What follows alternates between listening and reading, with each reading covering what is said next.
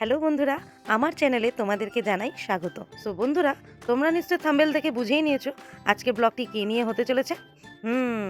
12ই June 2024-এর জামাই ষষ্ঠী, তাই তো? জামাই ষষ্ঠীতে তোমরা নতুন জামাইদেরকে কেমনভাবে আপ্যায়ন করলে বলো তো? কমেন্ট বক্সে অবশ্যই জানিও। এইটা হচ্ছে আমার বাড়ির জামাই ষষ্ঠী। আমার মা আমার বড়মশাইকে আশীর্বাদ করছে এবং তার দীর্ঘজীবী হয় যেন, তার আয়ু কামনার জন্য, তার শুভ কামনার জন্য কিন্তু আমার বরকে আশীর্বাদ করলো। এরপর আমিও আমার মায়ের দীর্ঘায়ু কামনা করে ষষ্ঠীর 60 সুতো বাঁধলাম মার হাতে। তোমরাও কিন্তু এইভাবেই কিন্তু তোমাদের মাদের আগলে রেখো। আমি এইভাবেই আমার মায়ের দীর্ঘায়ু কামনা করি।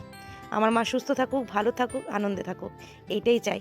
আর ষষ্ঠীটা শুধু জামাইদের জন্য নয়, আমাদের সকলের আয়ু কামনার জন্য এবং শুভ কামনার জন্য। আজ আমার মাকে আমি কতটা ভালো রাখতে পেরেছি জানি না, কিন্তু চেষ্টা করি। এবার চলো বন্ধুরা আমার সাথে জামাই ষষ্ঠীর মূল পর্বে, মানে ভুড়ি ভোজের পালা। এখন শাশুড়ি মা রেডি হয়ে আছেন জামাইকে খাওয়ানোর জন্য, জামাই মশাইও বসে গেছেন। এরপরে একটা স্টোরি আছে। স্টোরিটা হচ্ছে, আমার মা প্রত্যেক বছর এই একই স্টোরি দেয়, যেটা হচ্ছে ষষ্ঠীর সময় ভাত খাবে না, শুধু ময়দা, ফল, সাবু, ময়দা এইগুলো খাবে। আমরা যদি খেতে পারি তাহলে তুমি কেন খাবে না?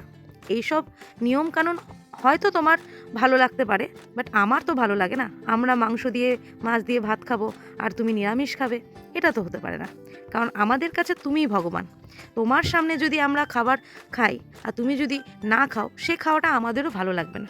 তাই তো সকলে আবদার করে এবং নানা রকম ছলাকলার মাধ্যমে মাকে রাজি করিয়ে অ্যাট লাস্ট আমরা সকলে মিলে একসাথে খাবার খেলাম। খুব ভালো লাগলো।